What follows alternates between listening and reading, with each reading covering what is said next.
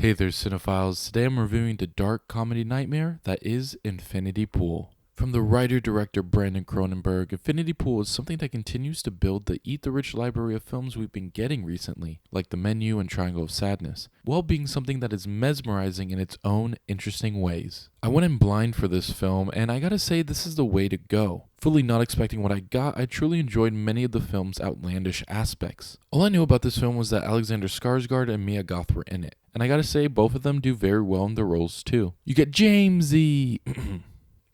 Sorry, that's how Mia Goth's Gabby addresses him.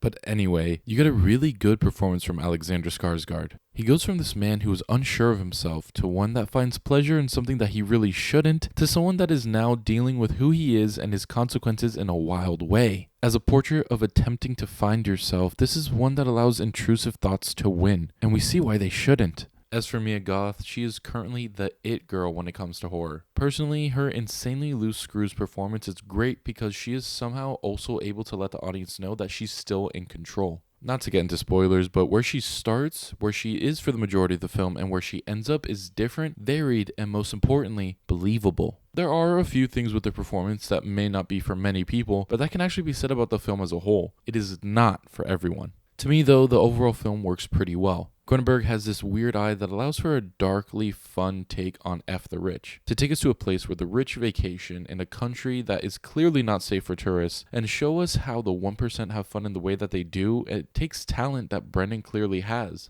albeit not quite so refined. I only really fault the story that is presented to us. For as outlandish as this movie is, I feel like a bigger swing for the third act could have been taken. And I'm not even talking about the resolution, which I feel is in line with many of the film's themes. But when the big climax happens, it did feel a bit lacking. I'd also say for as strong as Gabby and Jamesy feel as characters, the rest of the crowd really don't feel memorable, which you could say is the point that many of these wealthy people are devoid of personality and blend together, but I still would have liked a bit more distinction amongst the others. Getting back into the positives, I must credit the visuals of the film. From the movement of the cameras to the way that certain trips and actions are shot, I'm glad a much more unique eye was behind this film, especially being a January release. For a movie like this to have some spotlight is much appreciated. To me, this was a good and solid dark comedy. One that I know many people will not really enjoy or grow to appreciate, and that's okay. Shout out to my friends though who I saw this with. I really thought at least 2 of them would like it more than me, and of the 6 of us, I liked it the most. I give Infinity Pool a 3 out of 5 stars.